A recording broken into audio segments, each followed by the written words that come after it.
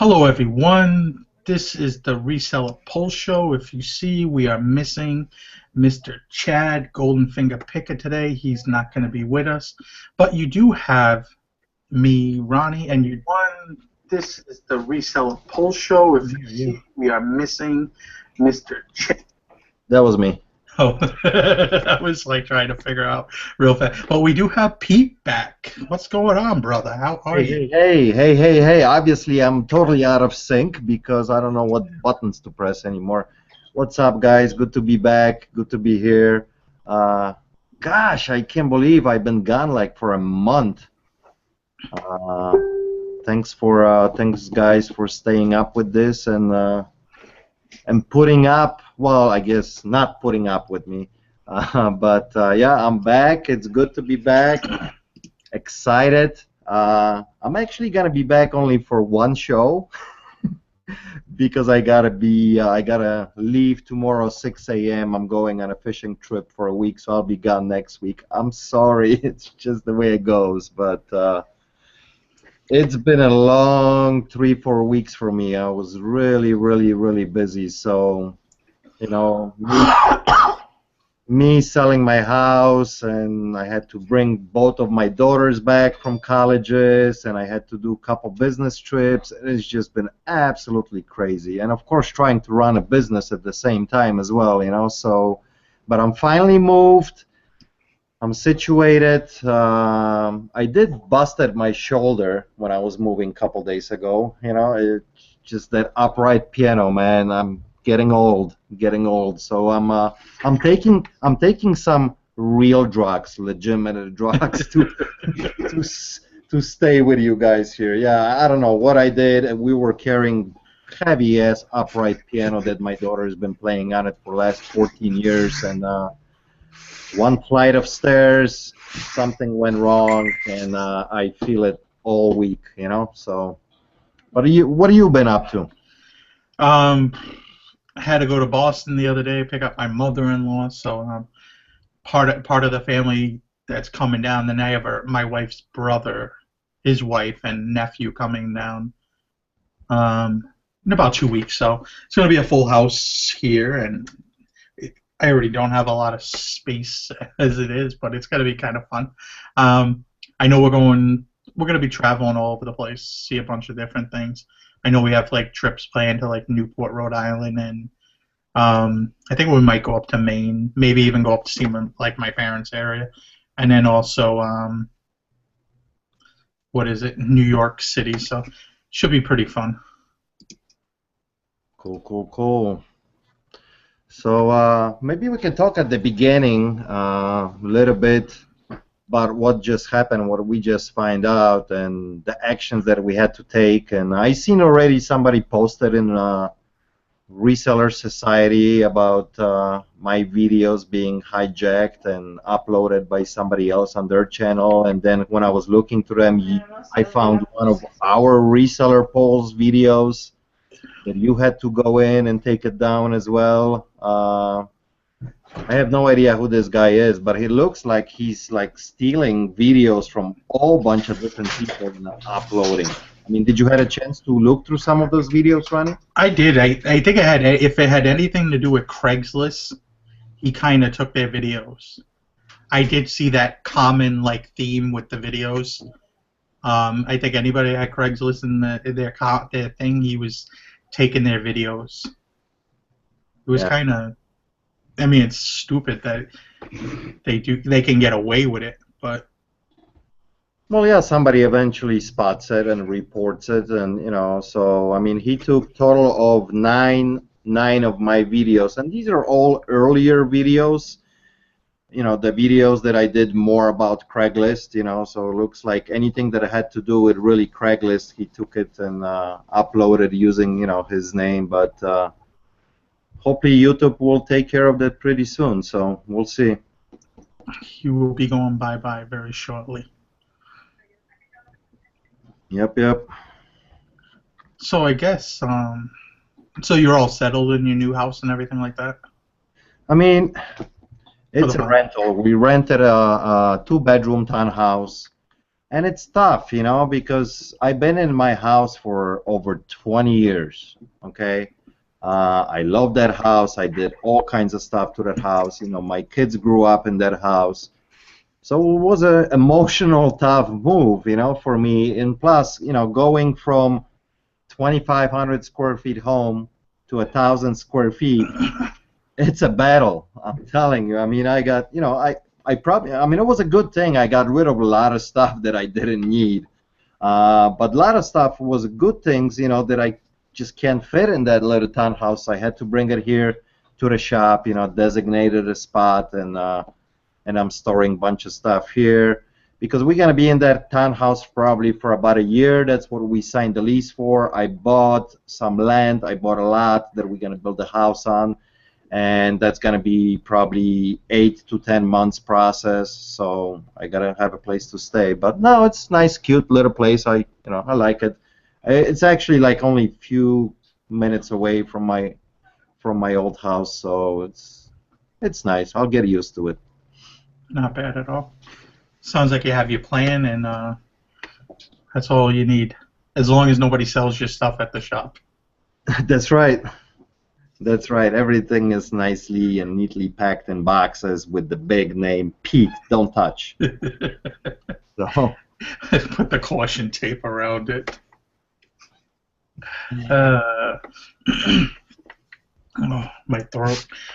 So I don't know. I guess that's about it. I can't really think of anything. I mean, I went to a pretty cool estate sale today. That was at an old service station. That was really cool. But picked up a few different things, small things. But first people in that line got a lot of stuff. yeah, but talk about that thing that you've been researching and you got so disappointed that you didn't end up with it. Well, I can't say I was disappointed, but it's like you see something and you don't know what it is, and it's this cast iron thing. Let me see here. I gotta go to a screen share. Try to figure out the picture of it. But it was this cast iron thing, and I was just looking at it, and I couldn't figure out for the life of me what it was. And even when we got there, I was trying to do, like, looking it over, figuring maybe if there was a model number or, something interesting with it, but Can you pop it on the screen here? I'm trying to. It doesn't want to seem to open a new window. Come on, let's go. Oh, what's going on? All right, you know what? Let's try this again. Different way here. Close that. Let's see. All right. So screen share.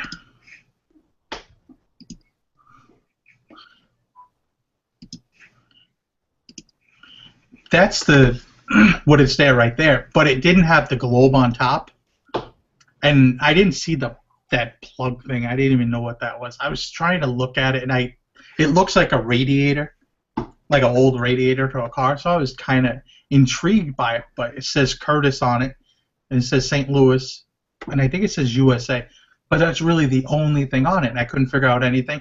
It winds up being a vintage air pump from the 1930s, and it sat around there for a good hour or two during the morning, and the guy was able to actually even negotiate a price. I seen it on another site. I'm friends with the guy, and then found out that it's probably worth about $3,000 or $4,000.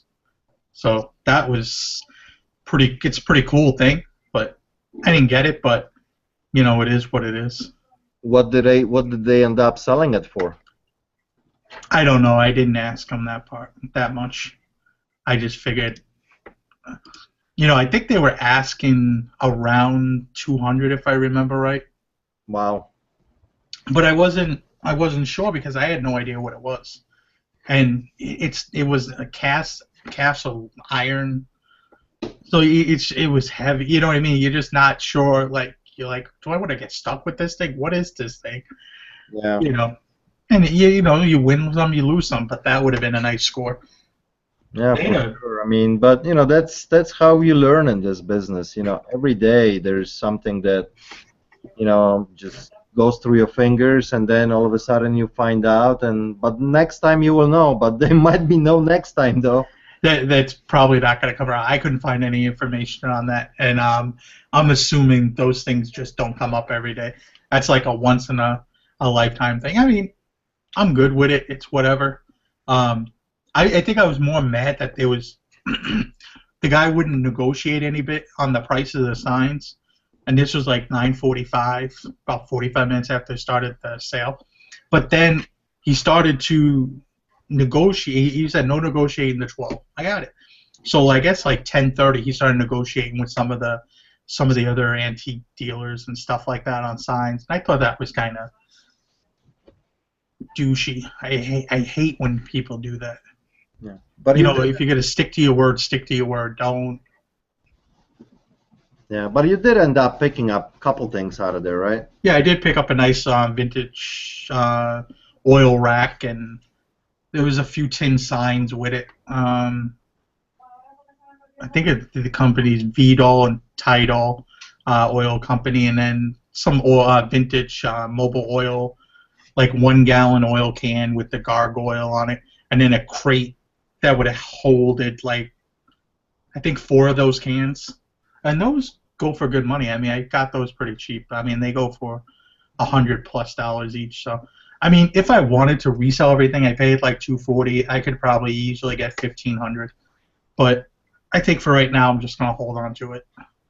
It's that kind of stuff I like, and hopefully, when we get our house in the near future here, hopefully we're in a house before you are in your house you're building.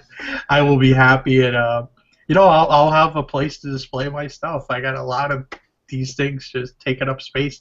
I got to pick up one from a local reseller that I just picked up too. So, pretty Yeah. cool piece. No, I love the vintage sign as well, So good pickup. But what do we want to talk about today? I mean, we are getting into the kind of subject of bigger ticket items. Um, Maybe we can talk about it a little bit. I know Chad mentioned that you guys want to talk about this last episode and just basically ran out of time. But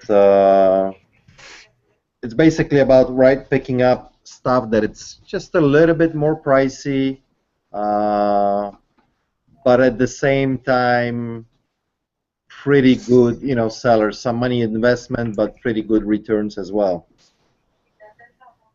I mean, is that your goal too, as you buying and shopping for stuff to pick up a little bit, more quality stuff and Yeah, I'm definitely. I'm starting to learn that I'm really just tired of going to the thrift stores and hunting for stuff. I kind of want to get away from that whole thing. I mean, I don't think I will ever be 100% away from it, but I want to be less dependent on it. And going to the estate sales are somewhere that I really enjoy going to. If you do your research, and I think it can be made, and they make errors all the time. Just like last week, I picked something up, and I had to spend $75 for it, but I sold it in less than 12 hours for $1,400. So you can do that kind of consistent return. Not even that, but you're gonna have to spend more money for more quality pieces. I know there's people that won't spend over $10 for something. right. It's like they have a limit. It's like they go somewhere. It's like $10 an offer. They go to the state sale the last day to get something that's 75% off. And I don't know. I just don't do well with that. Um, it's just I just want to be able to, I don't know, more quality things. I guess more raise my higher price per average. No, absolutely. I think if you want to raise your game, that's the game you gotta play. Start slowly getting into the higher market if you can. I mean, higher ticket items. And I know at the beginning maybe it's not possible for a lot of people, but for some of this, resellers that been in the game for a while, I think it's a smart move. I do constantly a lot of research on different sellers, especially on eBay. what they sell, what kind of items, what's their average. And I see most of the people are in that, $20 to $30 range for as reselling items. Sometimes, occasionally, they'll hit like, $45 or $50 item.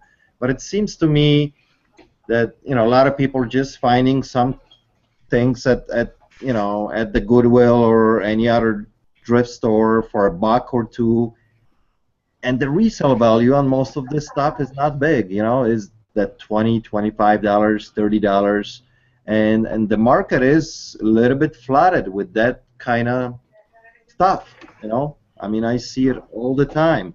Um, so I know it's easy for me to say, because that's what I'm mainly going after, higher ticket items, unless it's an item that I'm getting in bulk, a lot of it, something that sells for $11.99, but I'm getting, 122 pieces. Then it's one posting done and it sits there, and just sells occasionally. But for me to try to sell all the time items for $10, $15, $20, or even $30, it's a lot of work and it's not very, very profitable. So, my average is right now between like $90 to $100, but I even love to go after those really high ticket items, stuff that will sell for $300, $400, $500. Yes, you got to invest a little bit more money in it, but the time that you spend on listing it and even acquiring the item is the same time really that you spend on a dollar item. I mean, you still got to go out, you still got to find it, you got to buy it, you still got to take the pictures. But I would rather pay $100 for something and flip it for $3.50 than find something for $5 and flip it for $25. I mean, it's just. I agree with you. I mean, luckily, I've always been more of a, I don't know, I've always been in that 50 to 60 range, and I kind of want to move it from there even higher, so it's kind of like I have to search for things. And I think a lot of the larger things, I'm kind of scared to ship things. Like I was scared to sell a set of speakers, ship them. But it's like, you know what? I'm not going to pay the shipping. So, I had a pair of clip speakers for a while, for a few months they were up. Somebody gave me an offer of just under $500, and they asked what it would cost to have them shipped. So I thought about it for a few minutes. I got back to them, went to a local pack and ship store, and they told me, you know what, we can do that for $200. Gave them the size, gave them the weight. So I came back and I said, you know what, $200, and he was happy with that. And I was happy because I kind of waited. The same day he got the speakers, he left positive feedback saying he loved the speakers. They were packed safe, and I'm like, yes. Yeah. But I remember talking to you probably about a half a year ago, and you mentioned that you already had those speakers, and you said, never, I'm never putting them on eBay. This is a local pickup. I'm going to flip this locally. I'm never going to put it on it. But you did, and it sold, and people are willing to pay, They're willing to pay for quality stuff, and they don't mind paying the shipping as well, So just like I had that video about a month or 2 months ago about that freaking rug that I sold for like, I don't know, I don't remember now, $1,500 or $1,200 or something like that. The guy paid over $300 in shipping, It's just, and I did pay up. I paid like $400, I think, for that rug or something like that. Matter of fact, I picked up today morning 2 gold watches, both 14 karat gold, solid. I would have to open up a safe. I already sold one, and the other one is going on eBay, so you guys gonna see it soon if you follow my store. But I paid $1,000 for both watches. Okay. Immediately, one I sold, I scrapped it for $980 just for gold value. And the other one, it's actually a very nice watch, very good brand. It's early 70s, pretty collectible, and that watch should sell probably about $1,600, $1,700 on eBay. It's over 60. I think it's like 61 grams of 14 karat gold. So I mean, I don't mind dishing out a little bit of money. You know, I already got my money back pretty much, and now the second watch is all profit. And I know it takes a little bit of time and research and knowing what you're buying, and I know it's hard to dish out a grand or some on particular item, but I'm not saying you have to be that aggressive right away, but it's very, very doable. I would rather sell a one item like that and have a profit of $1,000 or $1,500 than list 72 items. You know what I mean? And average item is going to be 20 bucks. Look how much work you actually putting it in. A ton of work, you know? So, but I'm not saying, you know, walk away right away from, you know, the $2, $5, $10 items, but maybe, you know, start picking up stuff for 20 bucks, 30 bucks, and try to flip it for 100 bucks, you know? Don't be, because I see a lot of people are just scared. Why? I'm never gonna pay some, you know, $20 for this jacket, you know? So it's just, I don't know. I mean, trust me, guys. At the beginning, I was the same way when I was flipping stuff. You know, dollar, dollar, dollar here. You know, to flip it for $10. And over time, it changes. You learn more. You gain the experience, and you start going after, you know, bigger ticket items. I mean, I don't have a whole lot of stuff in my store, but you know, like especially in an eBay store. I mean, I have a whole lot of stuff in here, but on eBay, I average probably about 300 items, you know, sometimes 350, sometimes 250, but I think on average about 300. And my sell-through rate is almost 100%. I mean, and I sell last month, actually April was slower. We sold only like 220 items, but May right now, I'm kicking ass. I'm almost at 300 items right now in May, and it's not over yet. So. And these are all higher ticket items too. A lot of them, at least, you know, good 50%. So Very nice. I'm just trying to get there. You know, I just come to that conclusion that that's where I want to be. That's what I want to do. You know, it might take a little while to get there, but I think I'm on the path to that, and you know, it's kind of what I want to work on. I don't know. I'm kind of tired of doing clothing too. I think my mind is kind of fried from that. Also, yeah, but you know a lot about it, and it's a good niche, and you know your average price is up there too. You know, so you already cherry picking. You know what you're looking for. You know, so I mean, and now you just got to branch out to a few different things, and just I think that's a steady income for you. It is really. You know exactly step by step what you're doing, and it's kind of guaranteed money almost every month, you know, for you. So just because you are a little bit tired of it, I wouldn't like say bye bye. I'm jumping in and buying gold watches now. no, I would never 100% get out of it. You know, but it's definitely that time of year right now is where I do branch out into other things. But unfortunately, the winter time, I have to go back to that. You know, we don't have the yard sales. Estate sales even dry up, you know, to where there's one a week. You know, and it's like you can't make a living on one, you know, but the thrift stores get more donations in the wintertime. So the thrift stores are fatter. Winter, the summertime, they're kind of, you get into dry spells, I think, because a lot of people either yard sale their stuff. They're not thinking about cleaning their house because they already did it in the fall or in the spring, you know, so. Yeah, I mean, I know it does depend what area you are in, but it's building that network, you know, of knowing people, getting connections, and stuff is just happening. But it's time. It takes time. You know, everybody thinks that you can just jump into this, and 3 months from now you're gonna be making who knows what. It's just I've been doing this for very, very long time, and I'm still learning every day, still getting connections, but it's all paying off now, you know. Phone is ringing off the hook all the time. You know, do you want to buy? And I'm cherry picking.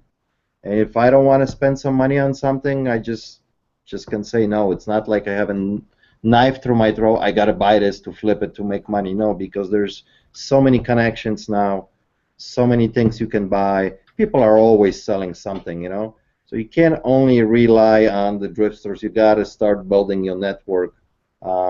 That's the key. If you want to stay in this game for a longer period of time, I mean, if you just playing with this a little bit, part time, few hours a week, yeah, you know, hitting garage sales and thrift stores, and stuff like that is fine. But if you really want to step up, you got to build a network around you that you can start find, because it's hard to find those items for a couple $100 that you can flip it for $1,000, because you're not gonna find stuff like that in a thrift store. Maybe once in a great while, you run into something that it's a home run. But really, to have the steady stuff coming in that you can pay up a little bit for it, but it's a great return, you got to build that network, And I know, obviously the shop helps me build that network, because so many people come in and I get to, meet people almost on daily basis, new connections.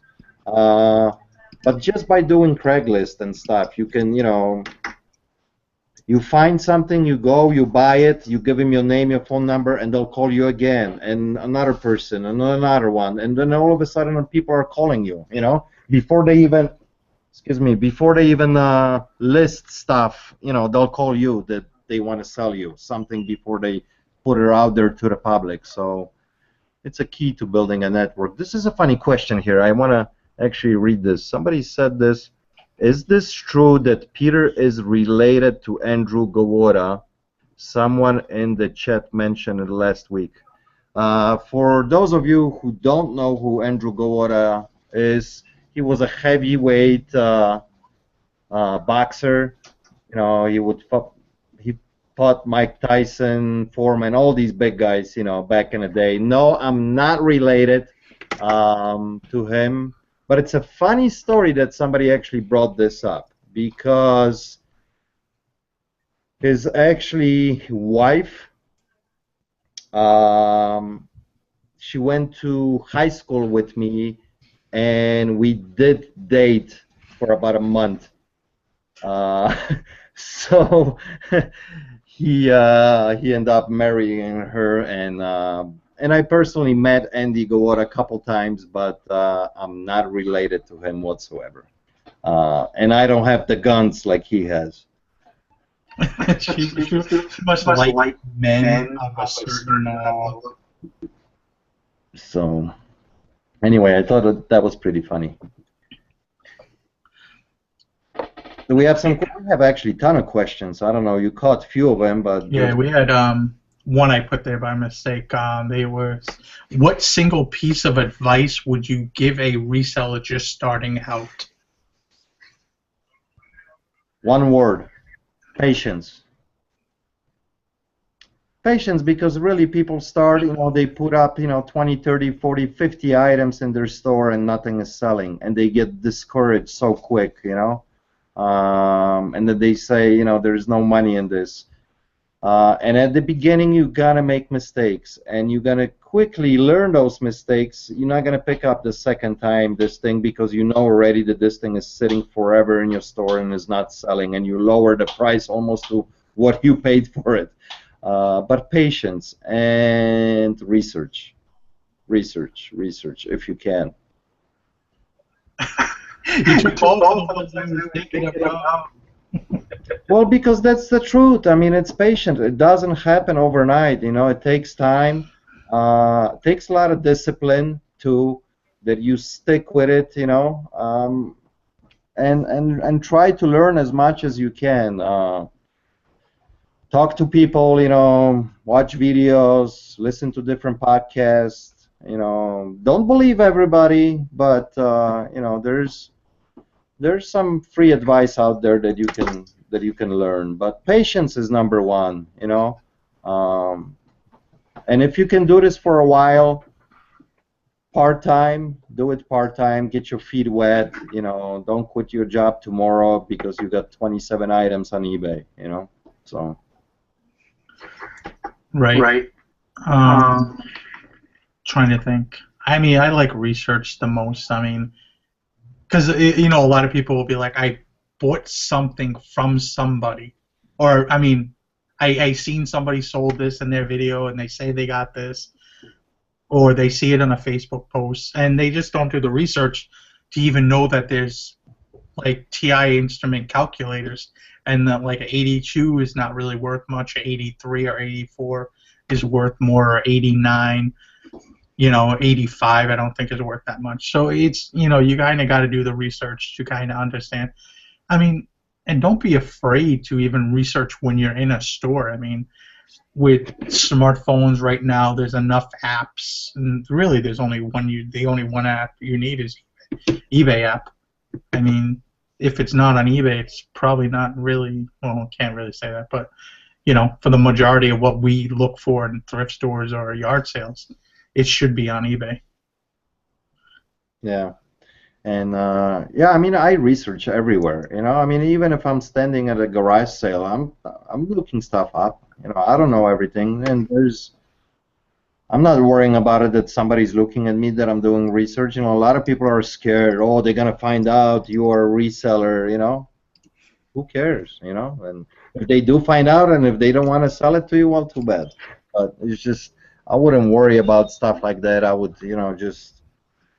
Yeah, there's so many, like you said, so many different apps that you can use. And maybe at the beginning, don't even do eBay or Amazon. You know, try to do some sales locally. You know, Facebook groups or, you know, Craigslist, offer up. You can play with the local stuff first before you jump in. You know, to eBay. You know, so. But I think eBay is tremendous platform. I really do.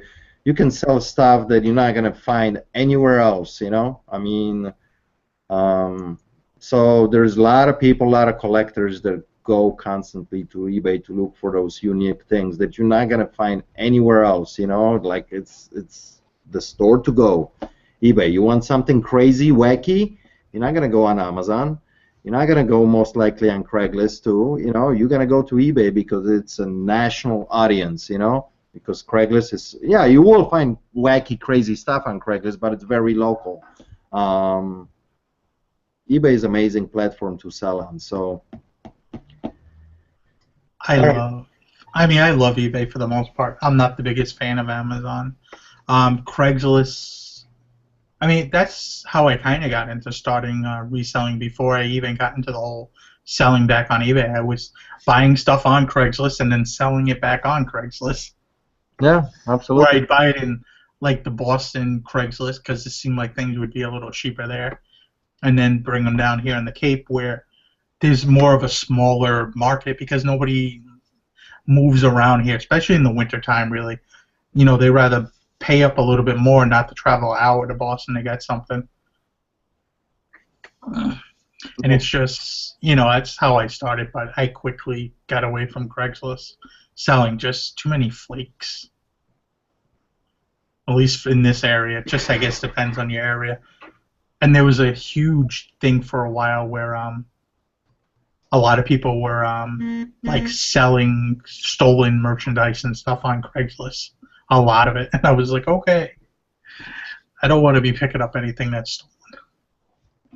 Yeah, I mean, and you will run into stuff like that here and there, you know, especially me with my shop. We actually run like the whole thing here. We had 2 weeks ago we had an outboard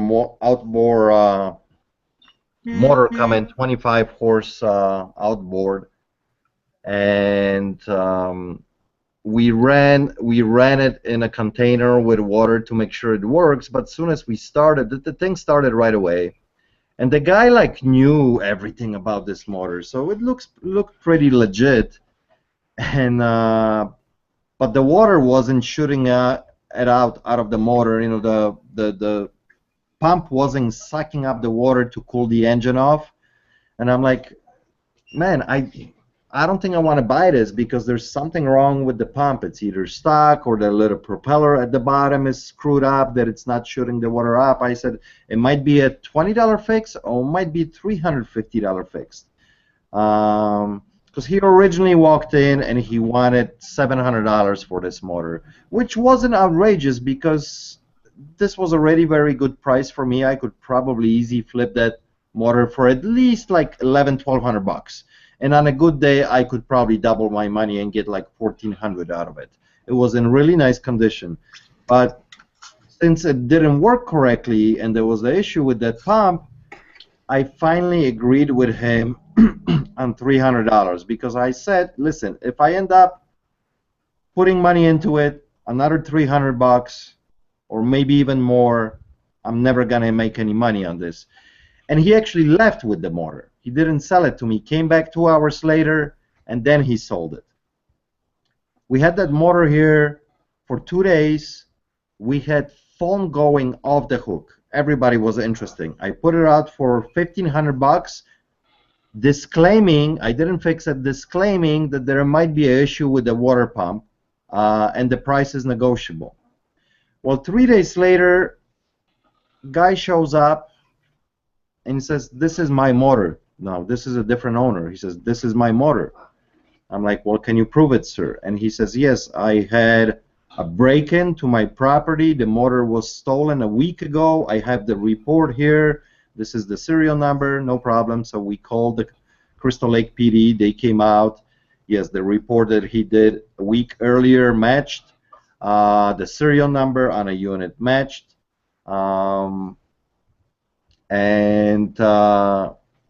Cops did all the paperwork. He got his motor back, and I told cops, listen, this guy promised me, who sold me the original motor, and of course I had all the information on the guy. You know, he gave me his driver license, so I had everything on the original guy who sold me the motor. But part of the agreement that I made with him when I bought the motor, I told him, would you happen to have the original tank, gas tank, you know, and the cable for it? He says, yes, I do. I said, listen, I'll give you this much and this much, but you got to bring me the tank back. He says, okay, I'll do that, but I got to come in the afternoon. So he never did. He never showed up with that tank, which was kind of, you know, obvious that he was probably not going to show up. But when the cops did the report and everything on this particular, you know, motor, and the original owner got his stuff back, the guys already had a warrant for this gentleman. As soon as they get the info from me, this guy already committed apparently few burglaries in the area, and they've been looking for him. Okay, and they said, listen, if he shows up with anything else, and now police department for me is here like a few blocks. And I got police squad cars sitting behind my building pretty much all the time because they repair their cars here right behind my building. There's a shop that they bring the cars all the time. So anyway, we set up a sting. If this guy would show up, I got the direct number to dispatch. Guess what? Soon as we actually completed here all the paperwork, cops left, the guy left with his engine. 45 minutes later, this guy walks in with the tank. He actually showed up back with the gas tank, right? And so my guys kind of acted busy, kind of stalled the process, you know. I went in the back, I called the dispatch. The dispatch sent 2 squad cars. They were here within 2 minutes, you know. When the cops walked in, he dropped that gas tank. Okay, he knew what was happening. You know, as soon as they came in, he, you know, he didn't hesitate. As soon as they answered him questions, you know, what's going on, blah blah. He knew exactly what was happening to him, and so we got one guy off the street. You know, so but that's how it goes sometimes in this business. I just thought I would share this story. I'm sorry, I'm rambling. It's like the world's stupidest criminals. Yeah, I know. I mean, 80% of these criminals are just. So it was stolen locally, and then he sold it to you? Yeah, it's just. Anyway, any other questions? Yeah, we had another one here. Question: what brand or manufacturer do you always buy from without hesitation, knowing it's always get you a good profit? There's a lot of brand names without a hesitation, but you know, just like you said earlier, it might be Texas Instrument calculator, but that doesn't mean anything, okay? You gotta know the model number. You gotta know what really brings the money. There's a Sansui receiver that is gonna sell for $1,200, and there's a Sansui receiver that is gonna sell for $89.99. So just because it's a brand name, it doesn't mean, that there's money in it. Um, but if you are familiar with the brand names, of course, you can quickly determine even on a cheap unit, if you see a receiver that it's not high-end receiver, and hey, this thing is going to sell for 80 or $100, but if somebody's asking $20, yeah, of course you pick it up. But if you come up and somebody's asking, $300 for the receiver, well, then I suggest you start doing research at that point. So, I mean, do you grab every single suit that you know the name, or are you still gonna do the research? No, I mean it. Yeah, I mean now I'm thinking about the question a little bit more. And I kind of, it's the same thing. It's there might be brands that you get excited when you see them, but you still got to do research, like Sony or Bose. Not all Bose sells. Not all. It could be outdated. Um, Trying to think of the thing I picked up a few weeks ago, the home thing you put your iPod on or your iPhone. The hell you call it? Sound dock. I Yeah. picked one of those up, and my wife likes it, but I noticed it's thrown under the TV now. It's like she doesn't use it. It's like, okay. It's like it's probably going to go on eBay or Craigslist very shortly. Facebook yard sale group. It's like if you're not going to use it, it's not going to stick around too long. But not all of them. There's ones that the newer, recent ones sell a lot better than the older ones. You know. Yeah. Going back to my little story here, Mr. Sadie says, I assume you lost your $300, Pete. Yes, I did. But it's part of business. I hate it, but that's what happens. Yes, I'm out of money, out of merchandise. It's just bad business all the way around. But one out of, 1,000 items, I'll get stuck with it. Now, of course, I'm at the moment also a victim, so I'm pressing charges against this guy as well. It's gonna go to court. It's gonna take 6 months, a year, maybe even longer. And if they can get some money out of him, they will, and I'll get some money back. Um, Probably in the last 5 years, I maybe had like 10 cases like that, and I got maybe 50% of my money back. The rest of it, I didn't see a penny. So Now, can you write if you lost that money, can you write it off on your taxes or something like that? yes, I can. Yes, I can. I mean, it's not total loss, but it still hurts. Yeah, it still hurts. It's just, but it is part of the business. So what are you gonna do? Here and there, somebody's gonna sneak in something, and especially if the kind of story checks out and they give you the state ID or driver license, everything looks legit. But here and there, the worst is most of the time, what happens is young kids, 17, 18, 19 years old, that they took something out of their friend's garage, or they took their dad's, signed baseball, or it's just, this is most of the stuff that I see. It's like this, and right away, what is a 18-year-old doing with 1963 Gibson guitar that it's worth $7,000?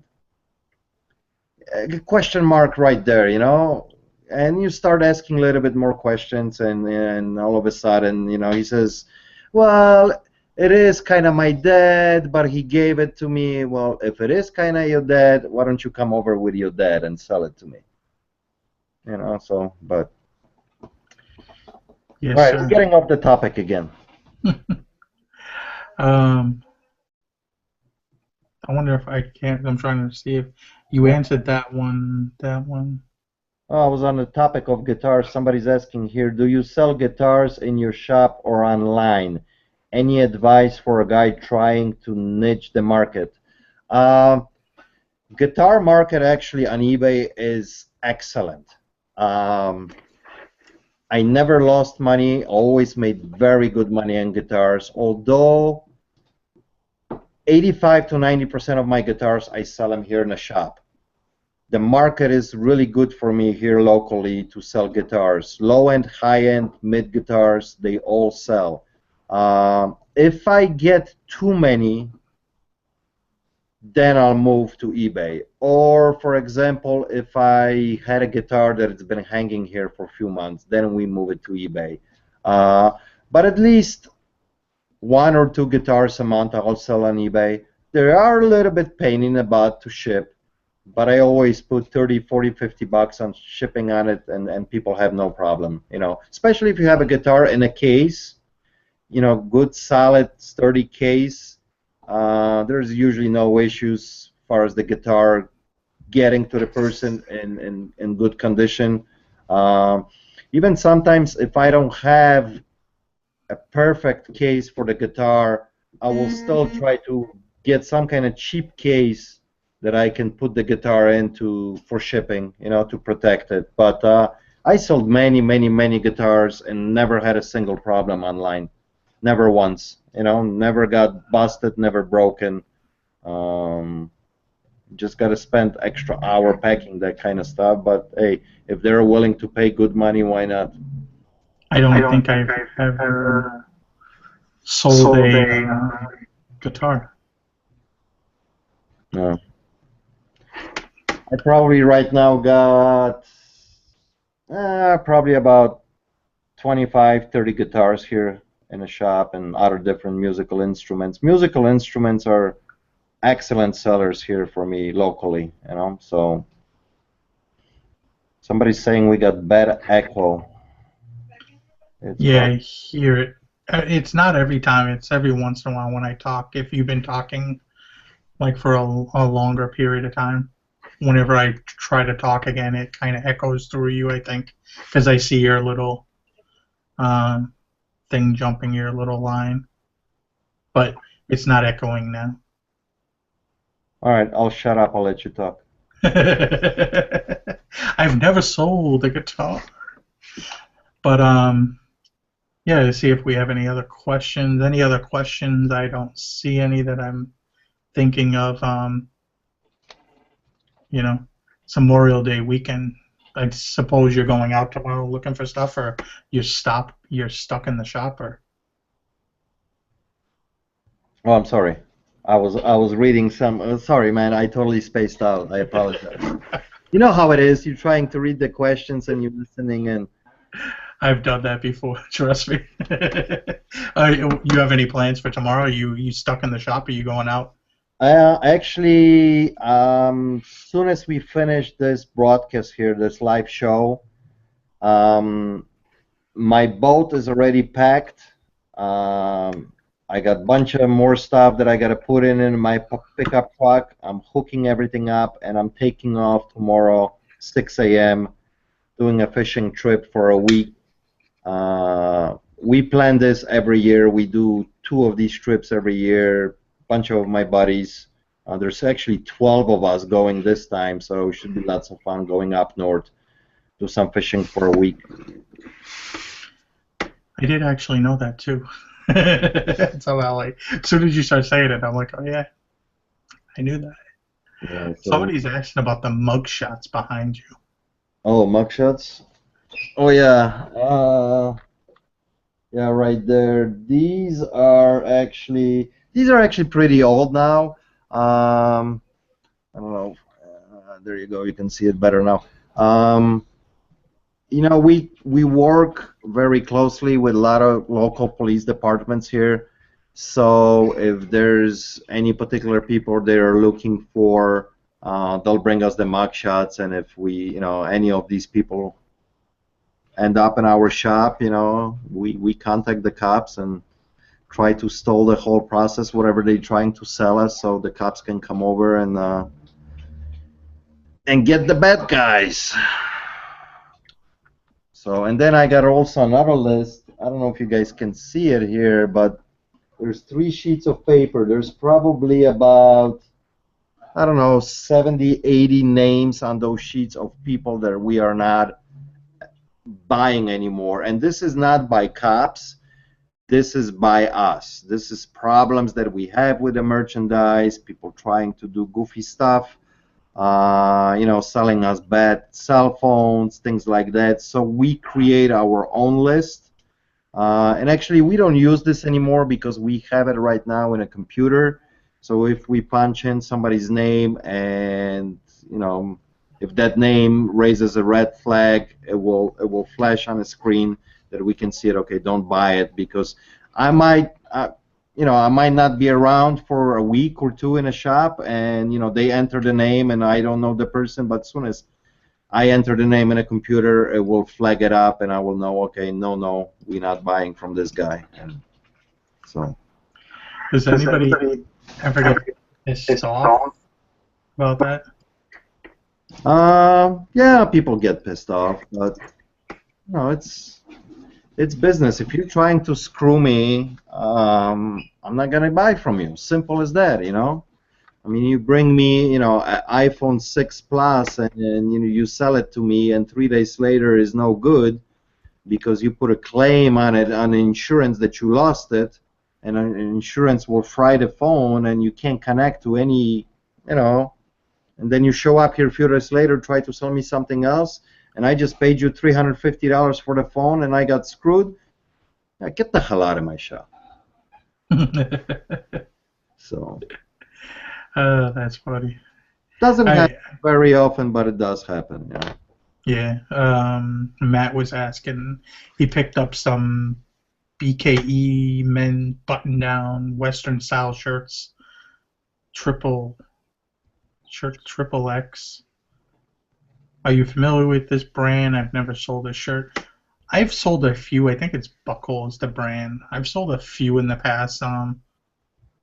I don't really see it too much. I've sold them, but I can't remember exactly what they went for. I mean, if it's a 3X, it's definitely going to have a little more value for it because it's a bigger shirt. So should do well. Yeah. But it's not too much else. Like, I think it's time maybe we just think about saying our goodbyes. Oh yeah, you want to get out of here? Well, I got the ladies in the other room. I think they're kind of feeling like that bird. Yeah. Here, let me grab her. She's been actually pretty quiet. Come on over here. Say hi, Ruby, to everybody. Say hi. Say hi. Hello. You were very talkative before this show. Yeah, I know. I had to take her out of the cage because she was screaming. She was screaming. Oh. She almost scared the shit out of me a few times. She yells like that noise, like so piercing. It's like, Rah! Well, it's good to be back. Good show. Had fun. I hope everybody's gonna have a great and safe weekend. Hey, Ruby, come on. And unfortunately, I'm not gonna be. I don't know. Maybe if I have a connection out there, I don't think I'm gonna have any internet out in the woods up north. No, that's not gonna happen. So I'm gonna go out there, enjoy my fishing trip. I hope everybody's gonna have a great weekend as well. I hope you having a great weekend too, Ronnie. I hope so. The weather's beautiful, so oh yeah, you know it's gonna be good. It's been fantastic. It's been like 85 degrees here every single day for the last week. It's been awesome. Yeah, we don't get. That's like a heat wave down on the Cape. Oh, maybe every once in a while, but for the most part, we stay right around mid 70s, maybe low 80s. So it's been really nice. I mean, the sun's been out, so I haven't checked the weather for tomorrow, but I mean, it can't be too bad. This morning started off real foggy, and I was kind of like, oh, what is this rain? Then it burned off within a few hours, so it wasn't too bad. Yeah. Well, keep on hustling, guys. Try to pick up those higher ticket items if you can, and have fun out there. Be careful. Yes, everyone. Have a good night, everyone. See you next week. Sayonara.